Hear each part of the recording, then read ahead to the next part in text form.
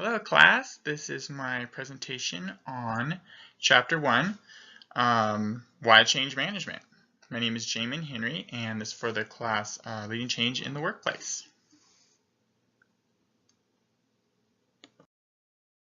Okay, so why change management?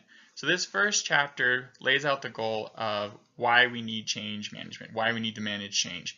And it does this through 5 tenets that it has. The first one is we change for a reason. Second, organizational change requires individual change. Third, organizational outcomes are the collective result of individual change. The change management is an enabling framework for managing the people side of change. And then we apply change management to realize the benefits and desired outcomes. I really like how it uses these 5 tenets because it really helps you outline, kind of step 1, 2, 3, kind of what you need to do in order to go through the entire process of change.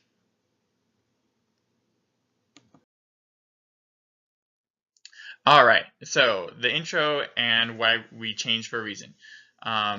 Zoning workplace change is directly tied to employees doing their job differently. So basically, change isn't going to happen unless people actually change what they do based on what change is needed.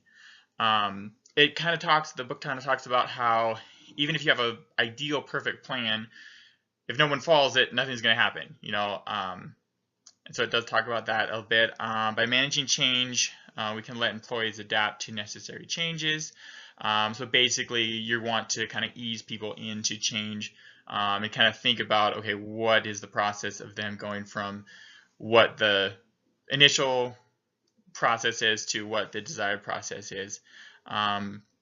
Now, the reasons for change can vary. It can be growth, better customer service, reduced cost, better quality. However, the underlying reason behind the change or the goal, there's always a goal pushing the change.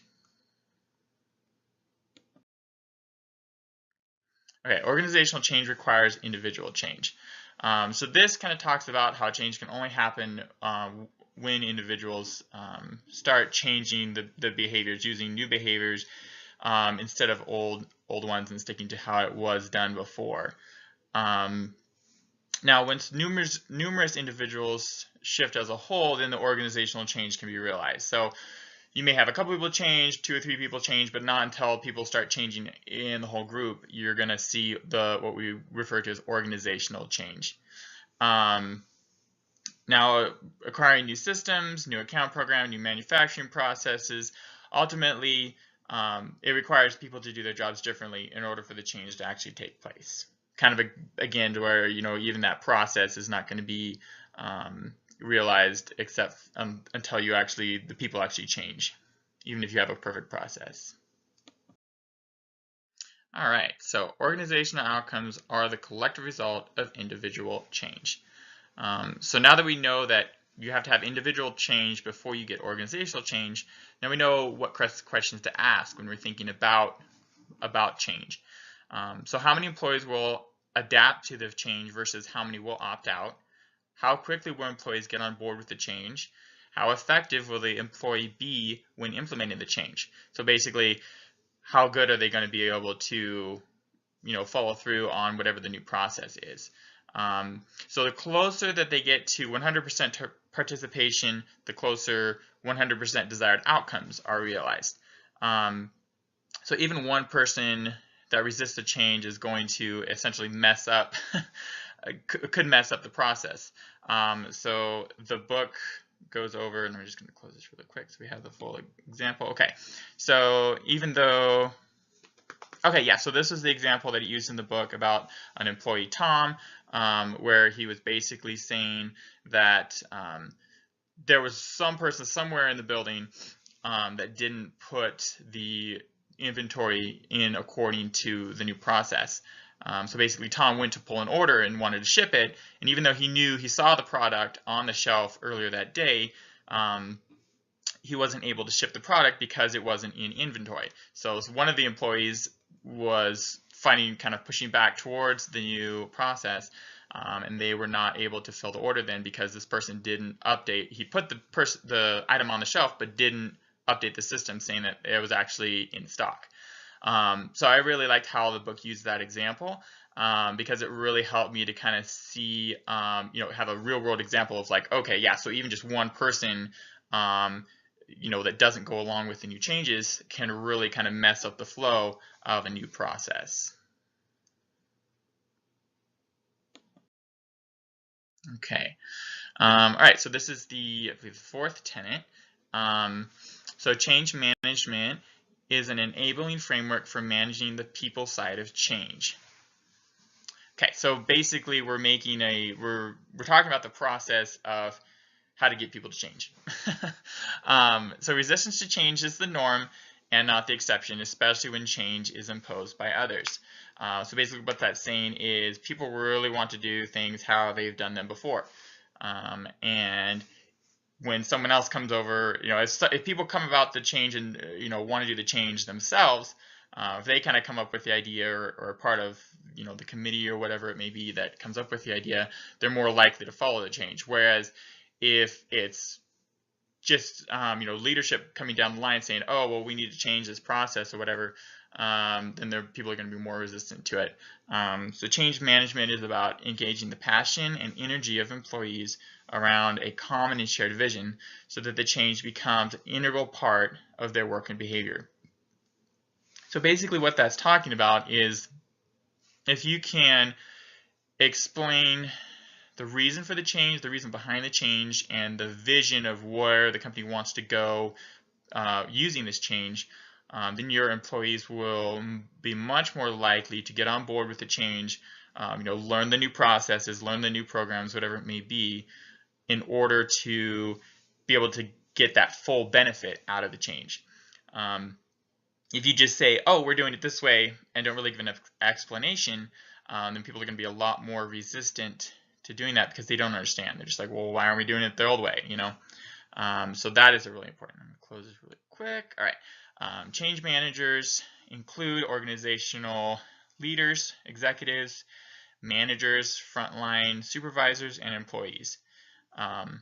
All these help the transition from current state to future state. So basically everyone along the way, essentially is what it's saying, everyone along the way has a part to play in managing the change. So anywhere from the owner of the company down to that employee that's maybe packing a box to ship out to a customer. All right, and this is tenet number 5. So we apply change management to realize the benefits and desired outcomes of changes. So basically, this is saying this is the purpose. This is the meat and potatoes. This is why we're doing this. This is where we're getting the benefit for our company. So change management is focused on the achievement of the desired results or the outcomes of the change by managing people through their own transitions. So basically what that's saying is, we want to change the process to make something better, to make our systems better, make the whole system better. But in order to do that, we have to guide people along the way and make sure that they're following the change. And then one thing it says in the book, according to research by Prosky, not sure how to say that. Anyway, it references in the book, effective change management resulted in a 6 times higher likelihood of meeting projected outcomes. So when a business initially proposes a change, they're going to say, okay, well, if we do the change and everybody participates, we get so much result, right? And so it's basically measuring that, okay, if you actually manage it properly, you're going to get 6 times the yield, essentially, because of that change than you normally would if you managed it improperly. And then the primary objective of change management is to increase the probability that the future state is realized and the associated outcomes are achieved. So basically, as I was saying, the whole point of the change is to get to that outcome. All right, so in conclusion, these 5 tenets comprise the what and why of change management. They describe the universal truth about how change happens and why a discipline is needed that focuses on enabling individual change. These tenets also allow you to establish the value proposition for change management in your organization. And then we apply change management to ensure that the desired results from the change are achieved. We measure the success of a change management by measuring the degree to which the objectives of the changes are realized. So overall, I feel like the chapter did a great job of answering the question why. Why is change management important?